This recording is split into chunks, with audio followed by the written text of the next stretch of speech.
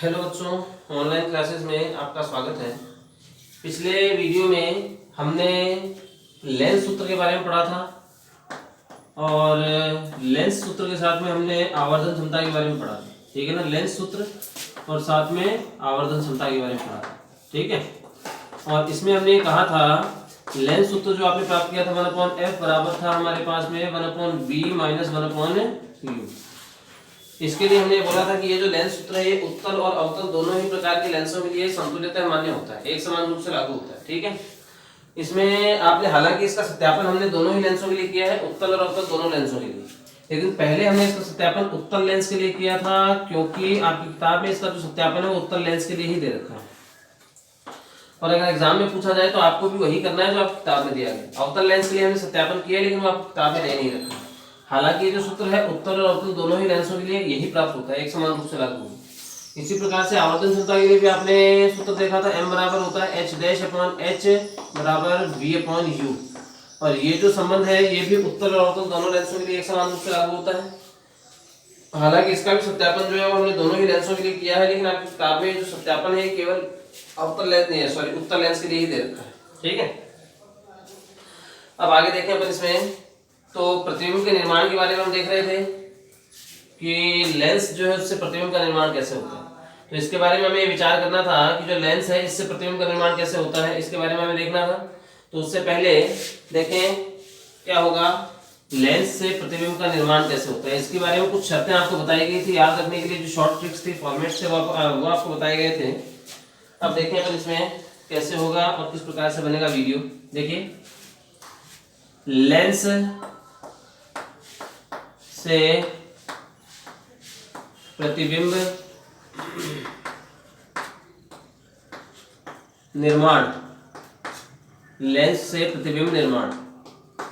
अब यहां से अगर अपन देखें तो ये जो प्रतिबिंब निर्माण है ये पहले हम लोग देखते हैं उत्तल लेंस के लिए। उत्तल लेंस के लिए हम देखें, उसके बाद में यही प्रतिबिंब निर्माण हम लोग देखेंगे अवतल लेंस के लिए। देखिए, जैसे आपने दर्पण के लिए प्रतिबिंब का निर्माण पढ़ा था और दर्पण के लिए जो प्रतिबिंब निर्माण था उसमें हमने बोला था कि दर्पण दो प्रकार के थे, अवतल और उत्तल थे ना।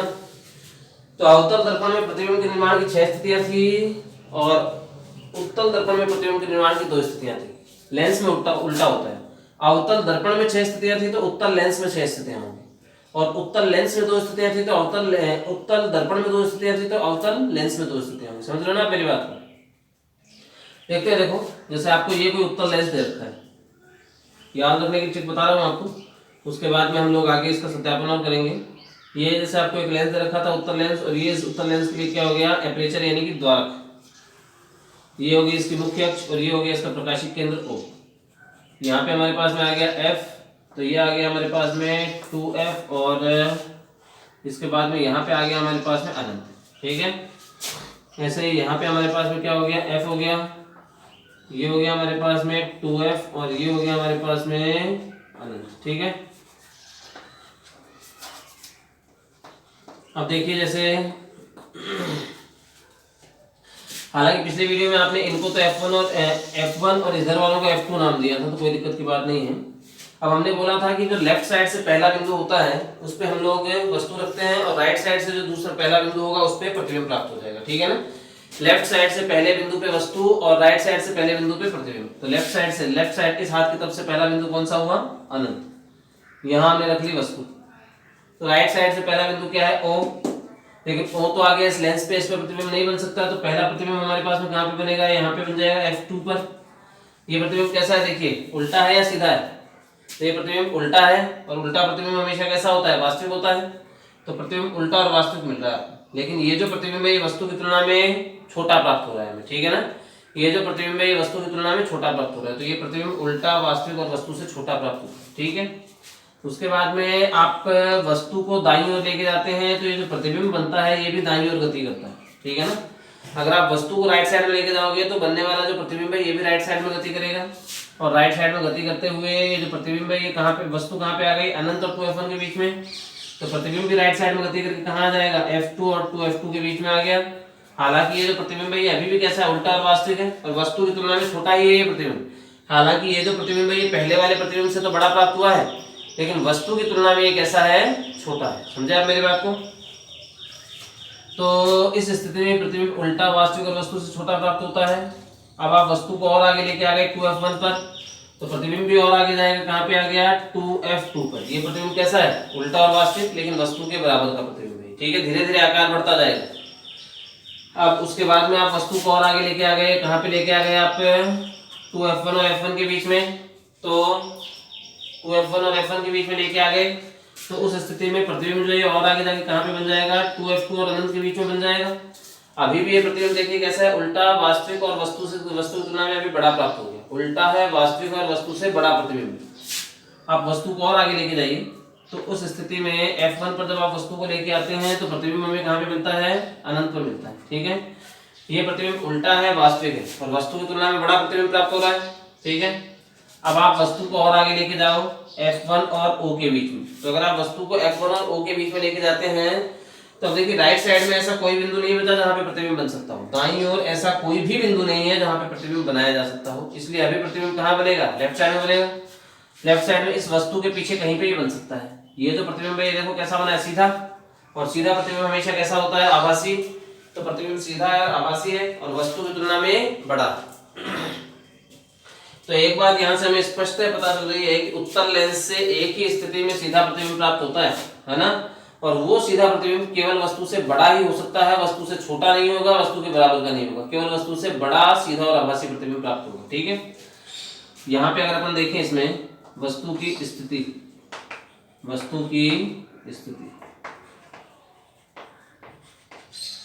उसके बाद में यहाँ जैसे हमने देख ली प्रतिबिंब की स्थिति,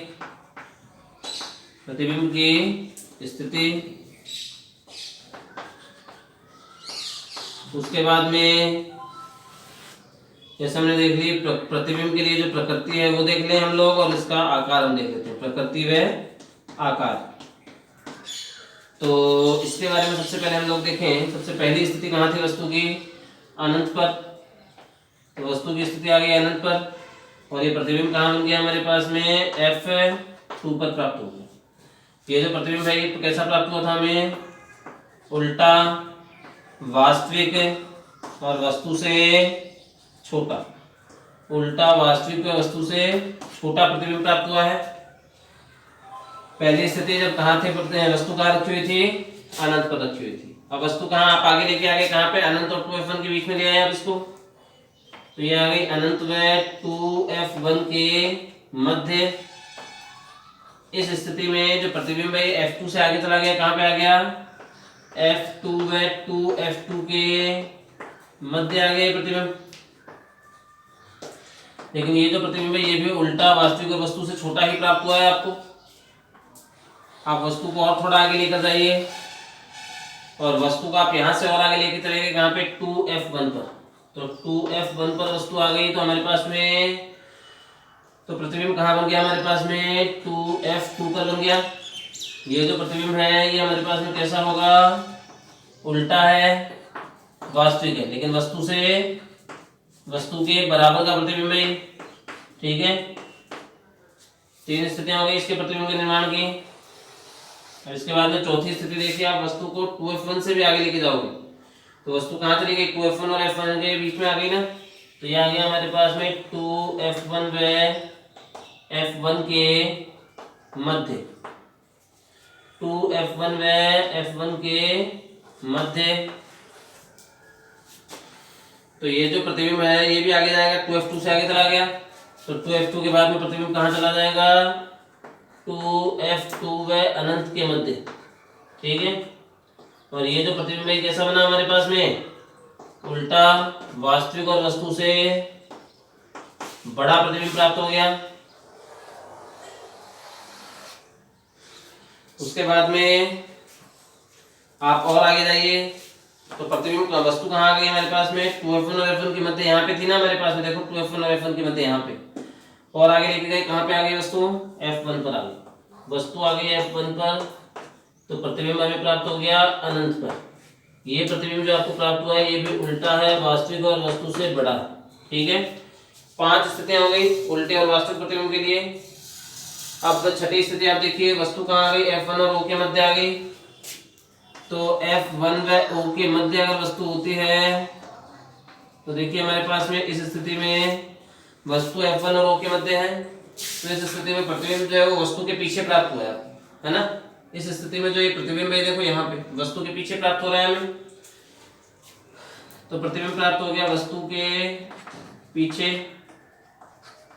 और इस प्रतिबिंब की जो प्रकृति है वो देखिए हमारे पास में क्या हो जाएगी, ये प्रतिबिंब कैसा है, सीधा है, और सीधा प्रतिबिंब हमेशा आभासी होता है, और साथ में वस्तु से बड़ा प्रतिबिंब प्राप्त होता है। ठीक है, तो ये जो प्रतिबिंब है ये हमारे पास में हो गया सीधा, आभासी और वस्तु से बड़ा, सीधा, आभासी और वस्तु से बड़ा प्रतिबिंब प्राप्त होगा। ठीक है, तो कुल मिला के देखा जाए तो उत्तल लेंस से प्रतिबिंब के निर्माण की 6 स्थितियां होती हैं, और इन 6 स्थितियों में से 5 स्थितियों में जो प्रतिबिंब है आपको कैसे प्राप्त होता है उत्तल लेंस से, 5 स्थितियों में प्रतिबिंब आपको कैसा प्राप्त होता है, उल्टा और वास्तविक। ठीक है, 5 स्थितियों में हमें प्रतिबिंब प्राप्त होता है उल्टा और वास्तविक, और एक स्थिति में हमें प्रतिबिंब प्राप्त होता है कैसा, सीधा और आभासी। ठीक है, 6 स्थितियां आपने देखी थी, उनमें से 5 स्थितियों में जो प्रतिबिंब है उत्तल लेंस के द्वारा वो हमें कैसा प्राप्त होता है, उल्टा व वास्तविक, और एक स्थिति में हमें प्रतिबिंब कैसा प्राप्त होता है, सीधा व आभासी। ठीक है, लेकिन ये जो उल्टा और वास्तविक प्रतिबिंब आपने प्राप्त किया है इन 5 स्थितियों में, ये वस्तु से छोटा था, वस्तु के बराबर था और वस्तु से बड़ा था। तीन प्रकार से प्राप्त हो सकता है ये, इसके आकार तीनों हो सकते हैं। ये वस्तु से छोटा हो सकता है, वस्तु के बराबर हो सकता है, और वस्तु से बड़ा भी हो सकता है। ठीक है, लेकिन सीधा और आभासी जो प्रतिबिंब प्राप्त हुआ है एक स्थिति में, ये केवल और केवल वस्तु से बड़ा ही प्राप्त होगा आपको। ठीक है ना, समझे आप मेरी बात को। तो इसका मतलब ये है कि ये जो प्रतिबिंब है केवल वस्तु से बड़ा ही प्राप्त हो सकता है। तो अगर आपको बोला जाए कि उत्तल लेंस के जरिए आपको वस्तु से छोटा, सीधा और आभासी प्रतिबिंब प्राप्त करना है तो संभव नहीं है। अगर आपको बोला जाए कि उत्तल लेंस के जरिए आपको वस्तु के बराबर का सीधा और आभासी प्रतिबिंब प्राप्त करना है तो वो भी संभव नहीं है। हमें उत्तल लेंस के जरिए केवल वस्तु के से बड़ा ही आभासी प्रतिबिंब प्राप्त हो सकता है। ठीक है ना। हाँ, उल्टा और वास्तविक प्रतिबिंब जो है वो आपको वस्तु के से छोटा, वस्तु के बराबर और वस्तु से बड़ा तीनों प्राप्त हो सकते हैं। ठीक है, समझ रहे हैं आप मेरी बात को। ये था मेरे पास में याद रखने के लिए शॉर्ट ट्रिक। अब देखो एक बात आप ये ध्यान रख सकते हो, यहाँ पे आप ये F1 और F2 है ना, इनको हटा सकते हो, फोकस है ना, इनको आप हटा सकते हो। अब यहाँ से अगर आप देखो तो इनमें भी आप ये हटाओ, 2F1 हटा दिया आपने, ये F2, 2F2 ये हटा दिया, F2 हटा दिया यहाँ पे, है ना। अगर ये 1 और 2 आप इस टेबल में हटाते हैं तो देखिए हमारे पास में क्या स्थिति बनेगी। अब देखो वस्तु कहाँ थी, अनंत पे थी, तो प्रतिबिंब कहाँ पे बना, F पर, राइट साइड में बनाया, अनंत पर, F पर बनाया ना। अनंत यहाँ पे है तो F यहाँ पे आ गया। अगर ये F आप यहाँ पे ले आओगे तो अनंत यहाँ पे आ गया ना। ऐसे ही अनंत पे 2F यहाँ पे आ गया तो यहाँ पे F पे 2F आ गया, और अगर ये F और 2F यहाँ पे आ गया तो अनंत पे 2F यहाँ पे आ गया ना। 2F के संगत 2F, खाली एक वो स्थिति छोड़ के बाकी एक दूसरे की उल्टी स्थितियां हैं। ठीक है ना। ये था हमारे पास में उत्तल लेंस से प्रतिबिंब का निर्माण। अब प्रतिबिंब का निर्माण की ये स्थितियां देखी अभी आपने। अब इस प्रतिबिंब का निर्माण होकर के देखते हैं हम लोग कि वास्तव में प्रतिबिंब का निर्माण होता कैसे है ना। किरण चित्र और बना के देखते हैं कि वास्तव में प्रतिबिंब का निर्माण कैसे होगा। रूपरेखा देखें हम लोग इसकी।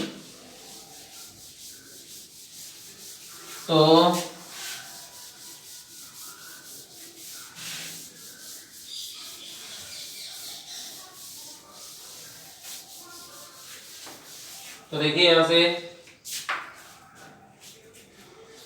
हम लोग देखें उत्तल लेंस से प्रतिबिंब का निर्माण हम देख रहे थे। पहली स्थिति हम देखते हैं यहाँ पे, जब वस्तु कहां पे होगी, अनंत पर है। देखो अनंत वाली चीज हमेशा बड़ी होती है, आपको पीछे भी प्रतिबिंब निर्माण होता है तब बताया था। तो अगर अनंत पे वस्तु है तो सीधी सी बात है वस्तु बड़ी होगी, प्रतिबिंब कैसा होगा, छोटा होगा, है ना। इसके अलावा अनंत वाली चीज आपको दिखाई नहीं देती। अनंत पे वस्तु है तो वस्तु आपको दिखाई नहीं देगी, और अगर अनंत पे प्रतिबिंब बनता तो प्रतिबिंब नहीं दिखाई देता, तो वस्तु हमें दिखाई नहीं देगी। लेकिन इसका जो वस्तु बड़ी होगी तो आपको कैसे पता चलेगा प्रतिबिंब वस्तु अनंत पे रखी हुई है। अनंत से आने वाली जो प्रकाश की किरणें वो आपस में समांतर होंगी, एक दूसरे के समांतर होंगी। ठीक है ना। ऐसे अनंत की तरफ जाने वाली जो प्रकाश की किरणें वो भी एक दूसरे के समांतर होंगी। देखो हम लोग कोशिश करते हैं, देखते हैं इसके बारे में। जैसे ये हमारे पास में हो गया कोई उत्तल लेंस, और ये इस उत्तल लेंस के लिए हमारे पास में क्या हो गया, द्वारक। ठीक है, और ये हमारे पास में हो गया मुख्य अक्ष, ये हो गया प्रकाशिक केंद्र O। और यहाँ जैसे हमारे पास में फोकस जिस पे हमें बिंदु प्राप्त होना चाहिए, प्रतिबिंब प्राप्त होना चाहिए था F पर, ठीक है। इसके बाद में 2F आ जाएगा और इसके बाद में आ जाएगा अनंत। तो देखिए ये हमारे पास में कोई प्रकाश की किरण है जो कि किससे होकर जा रही है, प्रकाशिक केंद्र से होकर जा रही है। और प्रकाशिक केंद्र से होकर जाने वाली जो ये प्रकाश की किरण है बिना किसी विचलन के सीधी गुजर जाएगी। अब दूसरी जो प्रकाश की किरण है वो इसके समांतर आई है, देखो इस पहले वाली किरण के समांतर आई है ना, ये दोनों किरणें समांतर हैं। तो यहाँ से इसका अपवर्तन हो जाएगा और इसका अपवर्तन इस प्रकार से होगा कि इस प्रकार से चली जाएगी। तो अब देखिए आप मुझे बताइए प्रतिबिंब कहाँ पे प्राप्त हुआ है इसका, कहाँ पे प्राप्त हुआ है इसका प्रतिबिंब, F पर प्राप्त हो गया ना। तो प्रतिबिंब की स्थिति अगर अपन देखें, प्रतिबिंब की स्थिति अगर अपन देखें, अगर 2 वाले रूप में देखते हो तो ये F2 था, तो कहाँ पे प्राप्त हुआ हमारे पास में F2 पर, ठीक है। प्रकृति और आकार देखिए, प्रकृति व आकार। तो पहले प्रकृति देखो, प्रतिबिंब कैसा मिल रहा है हमारे पास में, उल्टा है। और उल्टा प्रतिबिंब हमेशा कैसा होता है, वास्तविक होता है। प्रतिबिंब उल्टा और वास्तविक है और वस्तु से छोटा प्रतिबिंब है, ठीक है। समझा आप मेरी बात को। उसके बाद में अगर अपन देखें दूसरा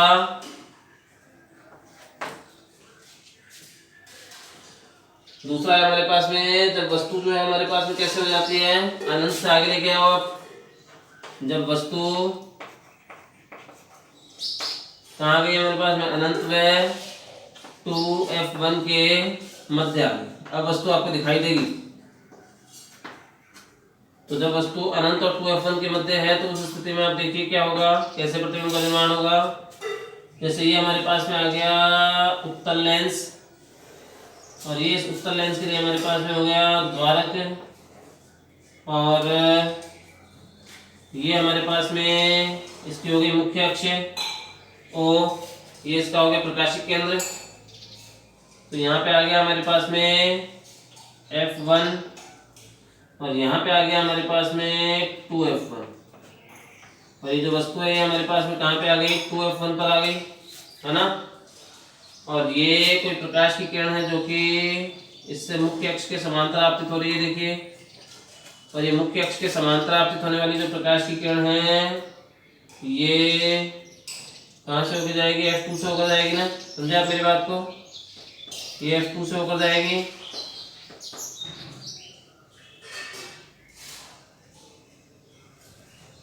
यहाँ पे आ गया हमारे पास में 2F2।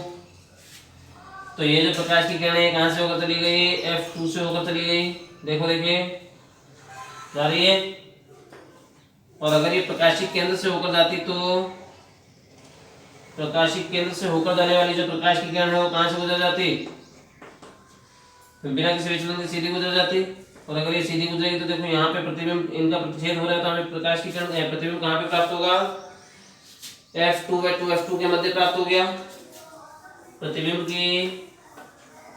की स्थिति, प्रतिबिंब की जो स्थिति है उसके बारे में हम विचार करें यहाँ पे, तो वो क्या आ गई हमारे पास में, F2 व 2F2 के मध्य। उसके बाद में प्रकृति और आकार अगर अपन देखें, इसमें प्रकृति व आकार,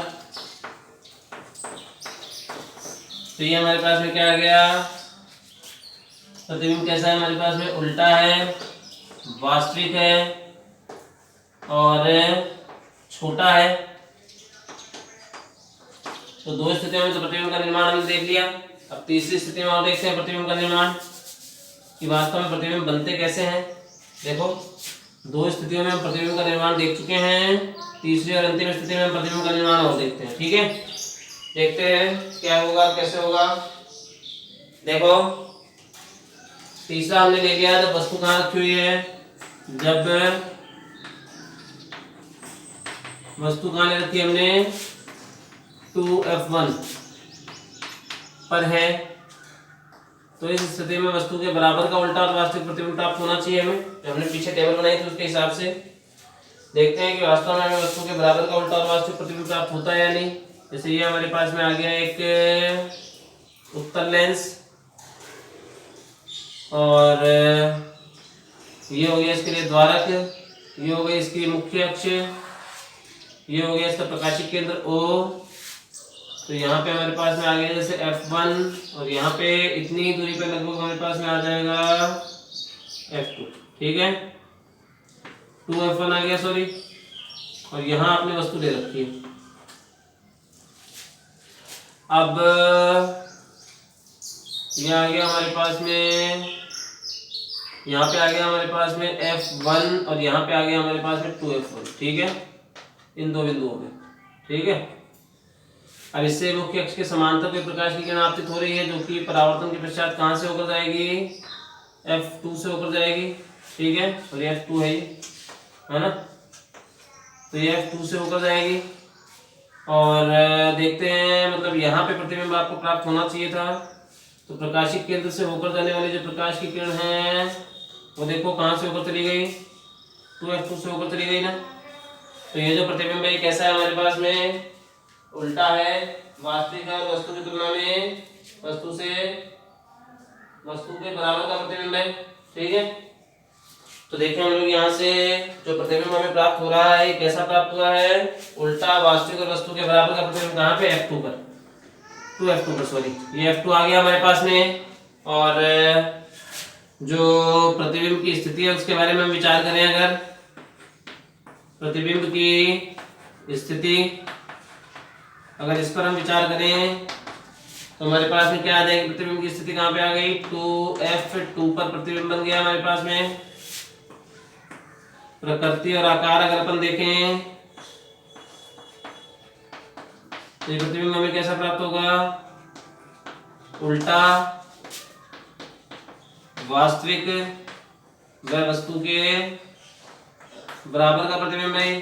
ठीक है, उल्टा वास्तविक और वस्तु के बराबर का प्रतिबिंब प्राप्त हो रहा है। ठीक है, चौथी स्थिति पे अगर अपन देखें, जब वस्तु आपने कहाँ ले ली, 2F1 से भी आगे ले ली, तो जब वस्तु कहाँ गई हमारे पास में, 2F1 व F1 के मध्य हो, जब वस्तु 2F1 व F1 के मध्य हो, तो यहां से अगर अपन देखें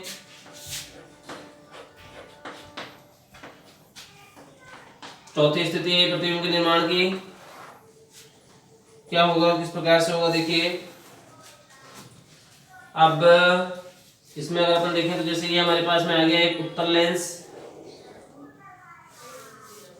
ये हमारे पास में आ गया उत्तल लेंस, ये इस उत्तल लेंस के लिए आ गया हमारे पास में एक द्वारक, ये हो गई हमारे पास में मुख्य अक्ष, ये हो गया प्रकाशिक केंद्र O, यहाँ हमारे पास में है F1, तो जितनी दूरी पे F1 था उतनी ही दूरी पे और बढ़ा दो आप, तो 2F1 आ गया यहाँ पे हमारे पास में। ठीक है, ऐसे ही ये हो गया हमारे पास में जैसे F2, और ये जैसे हमारे पास में हो गया 2F2। तो हमारे पास में अगर अपन देखें वस्तु हमारे पास में कहाँ आ गई, F1 ने 2F1 व F1 के मध्य आ गई ना। ठीक है, इनके मध्य अगर वस्तु होती है तो ये जो प्रतिबिंब, ये प्रकाश की जो किरण है इसके मुख्य अक्ष के समांतर आपतित हो रही है, और मुख्य अक्ष के समांतर आपतित होने वाली जो ये प्रकाश की किरण है ये परावर्तन के पश्चात F2 से होकर जाएगी, तो इस प्रकार से गुजर रही है ना। और प्रकाशिक केंद्र से होकर जाने वाली जो ये प्रकाश की किरण है ये बिना किसी विचलन के सीधी जाएगी, देखो ये बिना किसी विचलन के सीधी जा रही है। तो प्रतिबिंब देखो हमारे पास में कहाँ पे प्राप्त हो रहा है, 2F2 के बाद में प्राप्त हो रहा है, और प्रतिबिंब हमें दिखाई दे रहा है, इसका मतलब ये अनंत पे नहीं है, तो 2F2 और अनंत के मध्य होगा। ठीक है, ये प्रतिबिंब की स्थिति यहाँ पे हमारे पास देखिए क्या होगा, प्रतिबिंब की स्थिति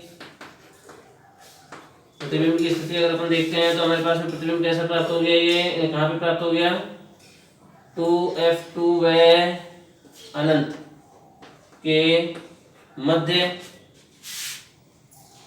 और प्रकृति देखें हम लोग इसमें, तो प्रतिबिंब की प्रकृति व आकार अगर अपन देखें तो हमारे पास में प्रतिबिंब की प्रकृति और आकार देखें, हमारे पास में क्या आ जाएगा, प्रतिबिंब कैसा बना है, प्रतिबिंब उल्टा है, वास्तविक है, और वस्तु के से बड़ा प्रतिबिंब प्राप्त हुआ है आपको। ठीक है, ये हो गया हमारे पास में प्रतिबिंब उल्टा, वास्तविक और वस्तु से बड़ा प्राप्त हुआ है। चार स्थितियां हमने देख ली हैं। अब पांचवी स्थिति हम देखें कि प्रतिबिंब कैसा प्राप्त होता है और किस प्रकार से प्रतिबिंब बनता है वास्तव में। तो देखिए अभी तक आपकी जो स्थितियां देखी है आपने, उनमें से 4 स्थितियों में तो उल्टा और वास्तविक प्रतिबिंब भी प्राप्त हुआ है। हालांकि वो वस्तु से छोटा प्राप्त हुआ है, वस्तु से बड़ा प्राप्त हुआ है, वस्तु के बराबर का ही प्राप्त हुआ है। ठीक है, अब और आगे देखते हैं हम लोग। इसमें 4 स्थितियों में हम लोग प्रतिबिंब का निर्माण देख चुके हैं। अब आगे और 2 स्थितियां देखते हैं, फिर 6 स्थितियां टोटल थी इसके अंदर।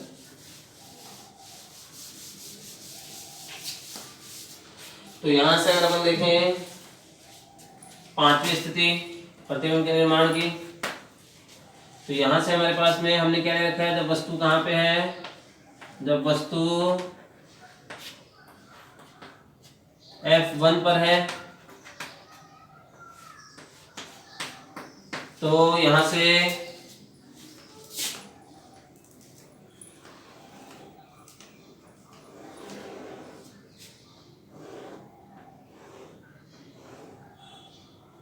ये आ गया हमारे पास में मुख्य अक्ष हो गई, ये हो गया इसका प्रकाशिक केंद्र O। और जो वस्तु है हमारे पास में, वो जैसे हमारे पास में कहाँ हो गई वस्तु, F1 पे ले रखी है आपने, तो ये F1 हो गया और ये हमारे पास में हो गया 2F1, नहीं सॉरी F2 से। ठीक है, ये F2 हो गया हमारे पास में। अब ये कोई वस्तु है जो कि हमने इस प्रकार से रख रखी है यहाँ पे, और इससे मुख्य अक्ष के समांतर कोई प्रकाश की किरण आपतित हो रही है, जो कि परावर्तन के पश्चात देखिए कहाँ से होकर जाएगी, F2 से होकर जाएगी। और ऐसे ही इस प्रकाशिक केंद्र से होकर जाने वाली जो ये प्रकाश की किरण है, ये बिना किसी विचलन के सीधे गुजर जाएगी। देखो किरणें समांतर जा रही है ना, अगर किरणें समांतर जा रही हैं इसका मतलब प्रतिबिंब कहाँ बनेगा, अनंत पे, और अनंत पे बनने वाली चीज बड़ी होती है तो प्रतिबिंब बड़ा होगा। तो यहां से अगर अपन देखें प्रतिबिंब की स्थिति, तो प्रतिबिंब की स्थिति हमारे पास में कहाँ आ गई, अनंत पर आ गई। प्रकृति और आकार अगर अपन देखें यहाँ पे, प्रकृति है आकार, तो ये प्रतिबिंब हमारे पास में कैसा हो जाएगा, ये प्रतिबिंब हो जाएगा उल्टा वास्तविक वस्तु से, उल्टा वास्तविक वस्तु से बड़ा प्रतिबिंब प्राप्त हो जाएगा हमें। ठीक है, तो ये हमारे पास में 5 स्थितियां हो गई। छठी स्थिति जो है वो और देख लेते हैं हम लोग प्रतिबिंब के निर्माण की। जब वस्तु कहाँ पे है, जब वस्तु कहाँ पे आ गई, F1 व O के मध्य,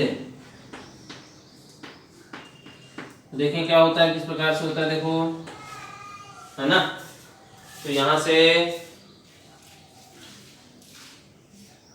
हमारे पास में देखिए जैसे ये आ गया हमारे पास में उत्तल लेंस, और इस उत्तल लेंस में अगर अपन देखें तो ये द्वारक हो गया, ये हमारे पास में हो गया इसकी मुख्य अक्ष, और प्रकाशिक केंद्र हो गया O। यहाँ पे आ गया हमारे पास में F1, तो यहाँ पे आ गया हमारे पास में F2, ये हमने वस्तु ले ली। ये जो प्रकाश वस्तु है इससे प्रकाश की किरण मुख्य अक्ष के समांतर आपतित हुई है, और मुख्य अक्ष के समांतर आपतित होने वाली जो प्रकाश की किरण है वो F2 से होकर जानी चाहिए थी, तो ये F2 से होकर जा रही है। ठीक है, और मुख्य अक्ष नहीं, प्रकाशिक केंद्र से होकर जाने वाली जो ये प्रकाश की किरण है ये बिना किसी विचलन के सीधी गुजर जाएगी, तो सीधी गुजर रही है। अब देखिए यहाँ पे तो इनके बीच की दूरी लगातार बढ़ती जा रही है, तो इस किरण को आप थोड़ा पीछे बढ़ाइए।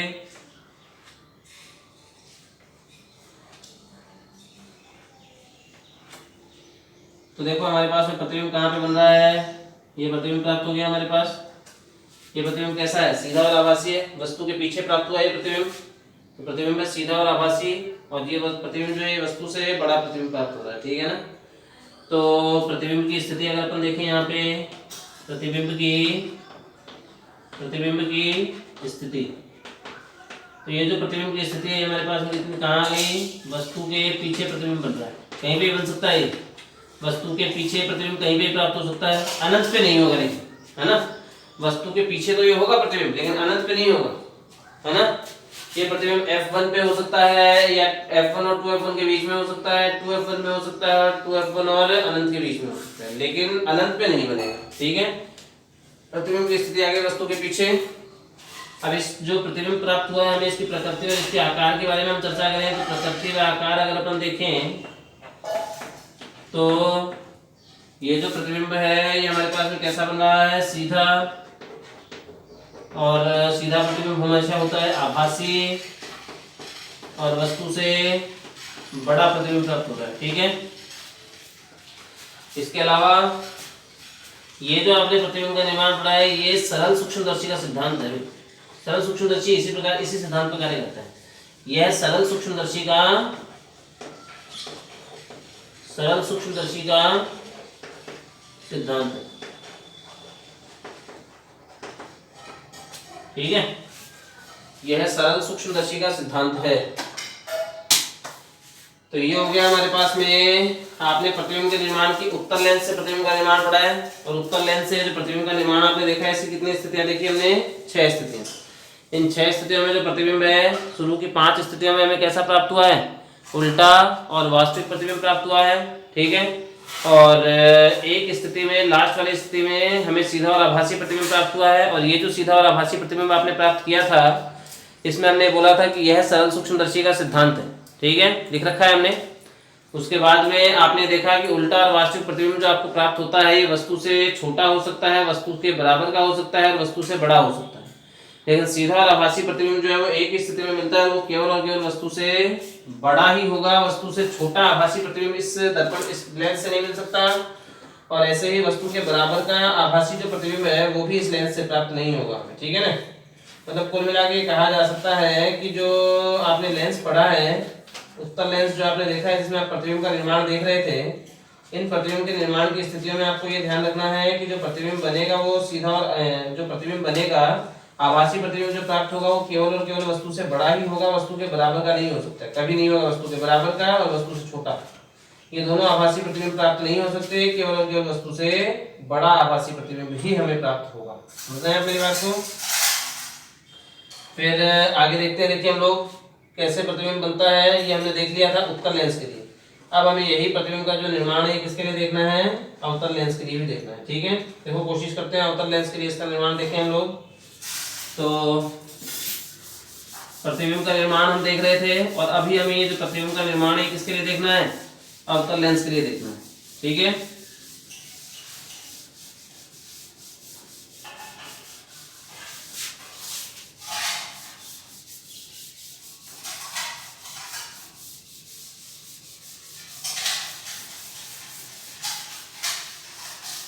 देखिए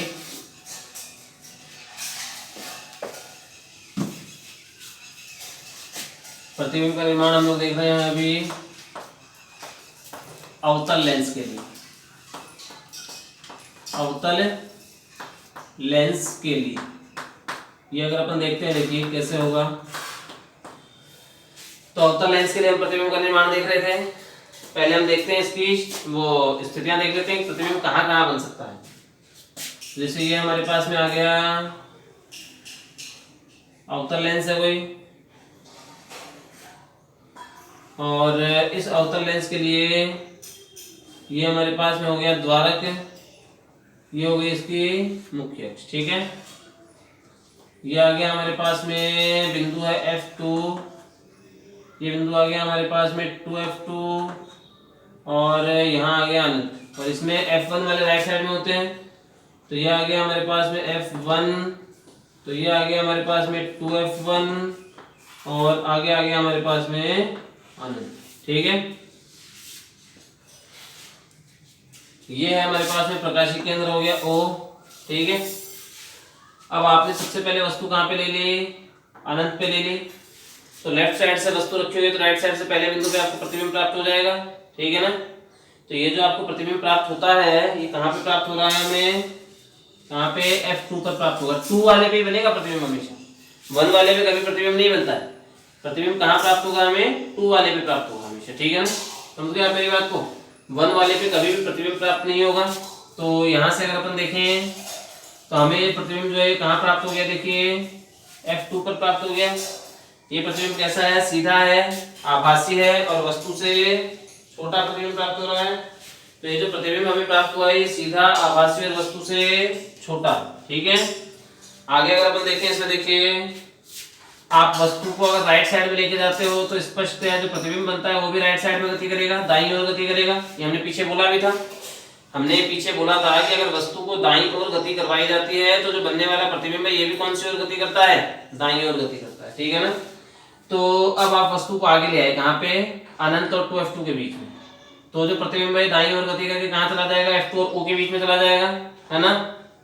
अगर आप वस्तु को और आगे 2f2 पे लेके जाते हो तो भी प्रतिबिंब f2 और o के बीच में बनेगा। अगर आप वस्तु को और आगे लेके चले गए 2f2 और f2 के बीच में तो भी प्रतिबिंब जो है वो f2 और o के बीच में ही बनेगा। अगर आप वस्तु को और आगे ले गए f2 पर तो भी प्रतिबिंब कहाँ पे बनेगा? f2 और o के बीच में ही बनेगा। और आगे ले जाते हो तो भी प्रतिबिंब f2 और o के बीच में ही बनता है। मतलब कहने का अर्थ ये है, अनंत पे प्रतिबिंब वस्तु है तो प्रतिबिंब f2 पर बनता है, लेकिन अनंत के बाद में अनंत और o के बीच में कहीं पे भी आप वस्तु को रख दो, है ना। अनंत और o के बीच में आप कहीं पे भी वस्तु को रख दीजिए, हर स्थिति में प्रतिबिंब आपको कहाँ प्राप्त होगा? f2 और o के मध्य प्राप्त होगा। ठीक है ना, समझे आप मेरी बात को। तो हम देखते हैं यहाँ से स्थितियां देखते हैं कि वास्तव में प्रतिबिंब की स्थितियां क्या क्या हो सकती हैं। वस्तु की स्थिति अगर अपन देखें, वस्तु की स्थिति, और इसी आधार पर हम लोग देखें प्रतिबिंब की स्थिति। तो ये हो गया हमारे पास में प्रतिबिंब की स्थिति। अगर अपन देखें यहाँ से, और प्रकृति और आकार अगर अपन देखें यहाँ पे, तो देखिए जैसे हमारे पास में वस्तु की स्थिति कहाँ पे आ गई? अनंत पर आ गई। ठीक है, तो हमारे पास में जो प्रतिबिंब बनेगा वो कहाँ पे बनेगा? f2 पर प्राप्त होगा। ठीक है, ये प्रतिबिंब कैसा है? सीधा है, आभासी है और वस्तु से बड़ा प्रतिबिंब प्राप्त हो रहा है। ठीक है ना, ये छोटा सा, वस्तु से छोटा प्रतिबिंब प्राप्त हो रहा है हमें। अब आप वस्तु को थोड़ा आगे लेके चले गए, कहीं पे भी ले जाओ, अनंत व o के मध्य कहीं पे भी ले जाओ, तो अनंत व o के मध्य, तो प्रतिबिंब हमें कहाँ प्राप्त हुआ? f2 व o के मध्य प्राप्त हुआ है। और ये जो प्रतिबिंब है ये भी सीधा, आभासी और वस्तु से छोटा ही प्राप्त हुआ है हमें, हुआ है ना। तो कुल मिला के कहने का जो अर्थ है वो ये है कि अभी तक जो आपने प्रतिबिंब प्राप्त किया है वो सीधा है, आभासी और वस्तु से छोटा प्रतिबिंब प्राप्त होता है। ठीक है ना। अब हम प्रतिबिंब का निर्माण और देख लेते हैं। पहली स्थिति, जब वस्तु आपने कहाँ ले रखी है? जब वस्तु अनंत पर,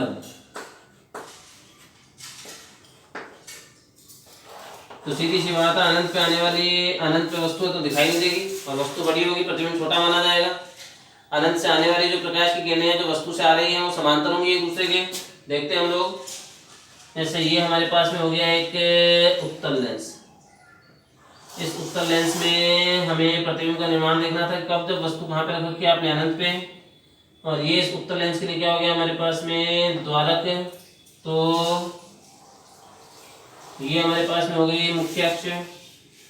अब ये हो गया हमारे पास में प्रकाशिक केंद्र O। तो जैसे ये हमारे पास में आ गया, यहाँ पे f2 आ गया, जैसे ये f2 हो गया।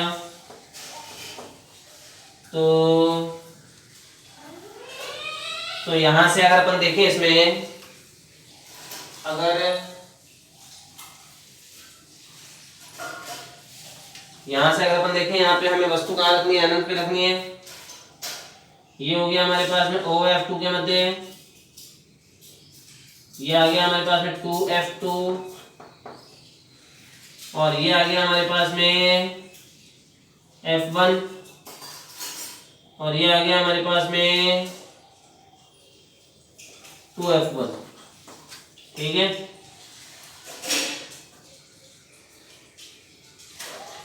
अब देखिए ये प्रकाशिक केंद्र है। इस प्रकाशिक केंद्र से गुजरने वाली कोई प्रकाश की जो किरण है वो बिना किसी विचलन के सीधी जानी चाहिए थी, और सीधी जा रही है। ठीक है, तो प्रतिबिंब कुल मिला के देखा जाए तो यहाँ पे प्राप्त होना चाहिए। ठीक है ना, F2 पे तो बोला था आपने। ठीक है, अब ये देखो हमारे पास में कोई प्रकाश की किरण है जो F1 की सीध में आपतित हो रही है, तो F1 की सीध में आपतित होने वाली प्रकाश की जो किरण है ये अपवर्तन के पश्चात मुख्य अक्ष के समांतर हो जाएगी, हो गई नहीं समांतर। तो ये पीछे बढ़ाइए आप इन दोनों किरणों, कहाँ पे प्रतिच्छेद करती हुई प्रतीत हो रही है, ये F2 पर। तो प्रतिबिंब कहाँ पे बनेगा, F2 पर। और ये प्रतिबिंब कैसा है, सीधा है, आभासी और वस्तु से छोटा प्रतिबिंब होगा, ठीक है। तो यहां से अगर अपन देखें प्रतिबिंब की स्थिति अगर अपन देखें तो ये हमारे पास में आ गई F2 पर। और प्रकृति और आकार अगर अपन देखें, प्रकृति व आकार अगर अपन देखें तो ये प्रतिबिंब है हमारे पास में सीधा, आभासी और वस्तु से छोटा प्रतिबिंब प्राप्त हुआ है, ठीक है। ये था दूसरी स्थिति, जब वस्तु को हमने कहाँ रख दिया, अनंत व O के मध्य। जब वस्तु अनंत व O के मध्य है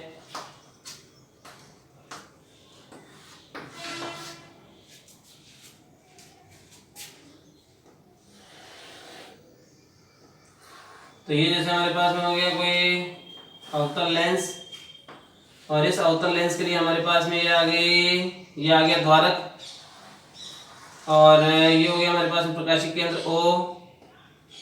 ये जैसे हमारे पास में है F2, और ये आ गया हमारे पास में 2F2, ठीक है। और ये आ गया हमारे पास में F1।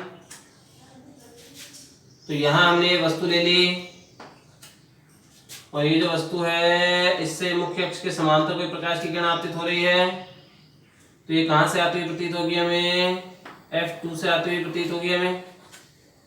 और प्रकाशिक केंद्र से होकर जाने वाली जो प्रकाश की किरण है वो बिना किसी विचलन के सीधे गुजर जाएगी। तो यहाँ पे देखिए हमें प्रतिबिंब कहाँ प्राप्त हुआ है, F2 और O पर प्राप्त हुआ है। और ये जो प्रतिबिंब है ये आपको कैसा मिला है, सीधा और आभासी वस्तु से छोटा है। तो यहाँ अगर अपन देखें प्रतिबिंब की स्थिति, तो यहाँ हम लोग प्रतिबिंब की स्थिति पर विचार कर रहे हैं। तो ये हमारे पास में कहाँ आ गया, F2 व O के मध्य। उसके बाद में दूसरा हो गया हमारे पास में प्रतिबिंब के लिए प्रकृति और आकार। देखिए हम लोग, तो प्रकृति व आकार, तो यहाँ से आप देखिए प्रकृति कैसी है हमारे पास में, सीधा और आभासी है, सीधा और आभासी। और ये जो प्रतिबिंब है कैसा है, वस्तु से छोटा प्रतिबिंब। आकार देखो आप, वस्तु से छोटा है इसका, ठीक है। तो कुल मिला के देखा जाए तो जो अवतल लेंस था उससे प्रतिबिंब के निर्माण की दो ही स्थितियां आपने देखी है, और दोनों ही स्थितियों में प्रतिबिंब कैसा प्राप्त हो रहा है आपको, सीधा और आभासी प्रतिबिंब प्राप्त हो रहा है हमें, ठीक है ना। दो स्थितियां हमने देखी है अवतल लेंस से प्रतिबिंब के निर्माण की, और दोनों ही स्थितियों में प्रतिबिंब कैसा प्राप्त हुआ है हमें, सीधा और आभासी प्रतिबिंब प्राप्त हुआ है। और ये जो सीधा और आभासी प्रतिबिंब है ये हर स्थिति में वस्तु से छोटा ही है। मतलब अवतल लेंस से केवल और केवल सीधा और आभासी प्रतिबिंब ही मिलेगा। अगर आपको बोला जाए कि अवतल लेंस से उल्टा और वास्तविक प्रतिबिंब प्राप्त कीजिए तो वो संभव नहीं है। अगर हमें ये बोला जाए कि अवतल लेंस से सीधा और आभासी प्रतिबिंब तो प्राप्त हो, लेकिन वो वस्तु से बड़ा होना चाहिए तो वो संभव नहीं है। वो वस्तु के बराबर का होना चाहिए तो वो भी संभव नहीं है। केवल और केवल वस्तु से छोटा ही सीधा और आभासी प्रतिबिंब भी प्राप्त हो सकता है हमें। ये हमारे पास में आ जाएगा अवतल लेंस से प्रतिबिंब का निर्माण। अब मैं चिन्ह परिपाटी जो है वो शॉर्ट ट्रिक और बता देता हूँ आपको, उसके बाद में हम लोग आगे और चर्चा कर लेंगे, आगे वाले टॉपिक की और चर्चा कर लेंगे। देखते हैं, देखिए आपके नोट्स के अंदर भी नोट के रूप में दे रखी है स्थितियां। देखो अगर आपको ये बोला जाए कि अगर किसी लेंस से आपको वस्तु के बराबर का सीधा और आभासी प्रतिबिंब प्राप्त करना है तो संभव नहीं है, क्योंकि लेंस दो प्रकार के थे, अवतल और उत्तल। उत्तल लेंस से तो वस्तु से बड़ा सीधा और आभासी प्रतिबिंब प्राप्त हुआ था, और अवतल लेंस से वस्तु से छोटा सीधा और आभासी प्रतिबिंब प्राप्त हो रहा है। वस्तु के बराबर का सीधा और आभासी प्रतिबिंब किसी लेंस से संभव नहीं हो सकता, ठीक है। तो चिन्ह परिपाटी अगर अपन देखें यहाँ पे शॉर्ट फॉर्म देख लेंगे डायरेक्ट।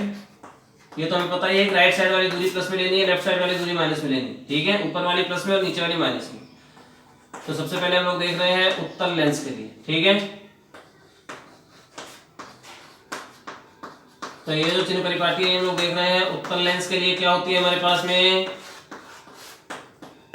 तो देखो वस्तु आप रखते हो कौन साइड में रखते हो, किसी भी लेंस के लिए देख लो आप, किसी भी लेंस से किसी भी दर्पण के लिए वस्तु हमेशा कौन साइड में रखी जाती है, लेफ्ट साइड में रखी जाती है। इसका मतलब जो वस्तु की दूरी है u, ये किस में आएगी हमारे पास में, माइनस में आएगी, ठीक है ना। समझे आप मेरी बात को। उत्तल लेंस में 6 स्थितियों में प्रतिबिंब का निर्माण हुआ था, 6 में से 5 स्थितियों में जो प्रतिबिंब था वो राइट साइड में बना था। तो उन 5 उस एक स्थिति को छोड़ दो आप एक बार, 6 में से 5 स्थितियों में प्रतिबिंब कौन साइड में बना था, राइट साइड में बना था। प्रतिबिंब राइट साइड में है, इसका मतलब v का मान प्रतिबिंब की दूरी वो किस में आएगी, प्लस में आएगी, ठीक है। उत्तल लेंस है तो इसके लिए फोकस दूरी हम कौन सी, द्वितीयक फोकस काउंट करते हैं ना, द्वितीय फोकस दूरी राइट साइड में होती है तो प्लस में होती है, तो फोकस दूरी आ गई प्लस में हमारे पास में।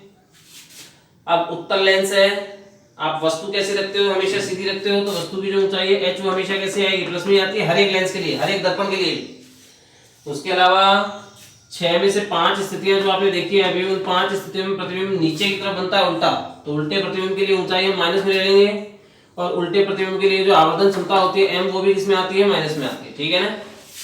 इसमें एक स्थिति थी जब वस्तु आपने F1 और O के बीच में रख ली, तो ये F1 हो गया और ये हो गया O, तो ये दूरी हमारे पास में क्या थी, फोकस दूरी थी। और यहाँ पे वस्तु है हमारे पास में, तो ये हमारे पास में U। तो इस एक स्थिति में वस्तु प्रतिबिंब जो है वो लेफ्ट साइड में बनता है। कौन सी स्थिति में, यदि U का मान छोटा हो किससे, F से, U is less than F है तो प्रतिबिंब लेफ्ट साइड में बनेगा, तो v का मान किस में आएगा, माइनस में आएगा। और प्रतिबिंब सीधा बनेगा तो सीधे प्रतिबिंब के लिए जो ऊंचाई है h डैश वो प्लस में आएगी, और सीधे प्रतिबिंब के लिए जो आवर्धन क्षमता है इसका मान भी प्लस में आएगा, ठीक है ना। इसमें तो एक अपवाद है, अवतल लेंस में तो ये भी अपवाद नहीं होगा, एक अपवाद भी नहीं है, इसमें सारी चीजें निश्चित है उसमें। तो दूसरा हम लोग यही चिन्ह परिपाटी देखते हैं अवतल लेंस के लिए। तो देखिए अवतल लेंस के लिए अगर अपन देखें क्या होता है, अवतल लेंस के बारे में हम देखें, वस्तु लेफ्ट साइड में रखते हैं तो u का मान माइनस में आएगा। दो ही स्थितियों में प्रतिबिंब बनता है, दोनों स्थितियों में प्रतिबिंब लेफ्ट साइड में बनता है, इसलिए v का मान किस में आएगा, हमारे पास में माइनस में आएगा। अवतल लेंस के लिए जो फोकस दूरी होती है f, वो लेफ्ट साइड वाली काउंट करते हैं इसलिए माइनस में आती है। और वस्तु आप सीधी रखते हो तो h का मान सीधा प्लस में आता है, प्रतिबिंब सीधा प्राप्त होता है इसलिए h डैश का मान भी आपको प्लस में मिलता है, और सीधे प्रतिबिंब के लिए m का मान भी प्लस में होता है, ठीक है ना। और m के अनुसार प्रकृति जो होती है, आप पीछे दर्पण वाली स्थिति में आपको बताया था, दर्पण के साथ में भी आपको बताया था ना, कि अगर m का मान देखिए प्लस में होता है तो इसका मतलब है प्रतिबिंब कैसा है, सीधा और आभासी। यदि m का मान माइनस में है इसका मतलब प्रतिबिंब कैसा है, उल्टा और वास्तविक। और यदि m का मान ग्रेटर देन 1 है तो इसका मतलब वस्तु से बड़ा प्रतिबिंब प्राप्त होगा। यदि m का मान लेस देन 1 है तो वस्तु से छोटा प्रतिबिंब प्राप्त होगा, और यदि m का मान इक्वल 1 है तो वस्तु के बराबर का प्रतिबिंब प्राप्त होगा, ठीक है। तो ये स्थिति आपको बताई जा चुकी थी। जैसे मान लीजिए आपको एक लेंस है, उस लेंस के लिए दे दिया m का मान दे रखा है आपको प्लस में 1.5, है ना, प्लस में दे रखा है 1.5, तो m का मान प्लस में है तो प्लस में इसका मतलब क्या हुआ, वस्तु प्रतिबिंब कैसा बन रहा है, सीधा और आभासी है। और 1.5 जो मान इसका है वो 1 से बड़ा मान है ना, इसका मतलब ये हुआ कि जो प्रतिबिंब प्राप्त होगा वो वस्तु से बड़ा प्राप्त होगा। मतलब आप देखो तो ये प्रतिबिंब जो है सीधा है, आभासी है और वस्तु से बड़ा प्रतिबिंब है। और ऐसा किस लेंस के लिए संभव है, उत्तल लेंस के लिए, क्योंकि उत्तल लेंस से ही सीधा, आभासी और वस्तु से बड़ा प्रतिबिंब प्राप्त होता है। अवतल लेंस से तो वस्तु से छोटा प्रतिबिंब प्राप्त होगा, है ना। अगर m का मान मान लीजिए आपको दे रखा है प्लस में 1, तो इसका मतलब होगा प्रतिबिंब सीधा है, आभासी और वस्तु के बराबर का है। लेकिन ये किसी लेंस के लिए संभव नहीं है, क्योंकि किसी भी लेंस से आपको सीधा और आभासी और वस्तु के बराबर का प्रतिबिंब नहीं मिल सकता है। उत्तल लेंस से तो सीधा, आभासी और वस्तु से बड़ा प्रतिबिंब प्राप्त होता है, और अवतल लेंस से सीधा, आभासी और वस्तु से छोटा प्रतिबिंब प्राप्त होता है, ठीक है। अगर m का मान आपको दे दिया 0.3 तो प्लस में है, इसका मतलब है वस्तु प्रतिबिंब सीधा और आभासी है। लेकिन 1 से छोटा अंकिक मान है, इसका मतलब प्रतिबिंब वस्तु से छोटा प्राप्त हो रहा है, ठीक है। तो प्रतिबिंब सीधा है, आभासी और वस्तु से छोटा है, और इस स्थिति में आप ये बोल सकते हैं कि ये कौन से लेंस के लिए संभव है, अवतल लेंस के लिए संभव है। m का मान जैसे आपको दे दिया माइनस में 1.5, तो माइनस में होने का मतलब है कि प्रतिबिंब उल्टा है और वास्तविक है। और 1.5 यानी आंकिक मान 1 से बड़ा है, इसका मतलब ये जो प्रतिबिंब है ये वस्तु से बड़ा प्राप्त होगा। तो ये कौन से लेंस के लिए संभव है, उत्तल लेंस के लिए। कौन सी स्थितियों में, तब या तो प्रतिबिंब 2f1 और f1 के बीच में होगा, या फिर f1 पे होगा। इन दो स्थितियों में उल्टा, वास्तविक और वस्तु से बड़ा प्रतिबिंब प्राप्त होता है। यदि m का मान आपको माइनस में 1 दे रखा है तो इसका मतलब है प्रतिबिंब उल्टा है, वास्तविक और वस्तु के बराबर का है। और वस्तु के बराबर का उल्टा और वास्तविक प्रतिबिंब केवल उत्तल लेंस से मिलता है। और वो भी एक ही स्थिति में जब वस्तु कहाँ पे हो 2f1 पर। ठीक है, तो वस्तु कहाँ पे है हमारे पास में 2f1 पर है। ठीक है, उसके बाद में अगर अपन देखें m का मान आपको जैसे माइनस में 0.3 दे दिया, तो इसका मतलब है ये जो प्रतिबिंब है कैसा है, उल्टा है, वास्तविक और वस्तु से छोटा प्रतिबिंब है। और उल्टा वास्तविक और वस्तु से छोटा प्रतिबिंब जो है ये हमें कौन से लेंस के लिए प्राप्त हो सकता है, उत्तल लेंस के लिए प्राप्त हो सकता है, उत्तल लेंस के लिए प्राप्त हो सकता है। ठीक है ना, तो ये था उत्तल लेंस के लिए संभव, मतलब किसी भी लेंस के लिए m का मान प्लस में 1 संभव नहीं है, किसी भी लेंस के लिए m का मान प्लस में 1 नहीं हो सकता। ये बातें आपको ऐसी की ऐसी पीछे दर्पण के लिए बताई गई थी, तो इसलिए ये बातें मैंने दोबारा यहाँ पे नहीं लिखवाई है। और ये चिन्ह परिपाटी दर्पण के जैसे नहीं थी, इसमें कुछ परिवर्तन था, इसलिए मैंने आपको ये अलग बता दी। ठीक है, मतलब कहने का अर्थ ये है कि लेंस वाला जो टॉपिक है कंप्लीट हो गया है आज। कौन सी चीज कब प्लस में होती है और कौन सी चीज कब माइनस में होती है उसके लिए शॉर्ट ट्रिक आपको बता दी है। अब हम आगे इसके बाद में हमें देखना है प्रिज्म से प्रकाश का अपवर्तन, और ये प्रिज्म से प्रकाश का अपवर्तन कैसे होगा, किस प्रकार से प्रतिबिंब बनेगा या फिर क्या विचलन होंगे इनके अंदर, उन सारी शर्तों का जो अध्ययन है वो हम अगले वीडियो में करेंगे। तब तक आप यहाँ तक का जो आपको पढ़ाया गया था इसका आप एक बार रिवीजन कर लेना। धन्यवाद।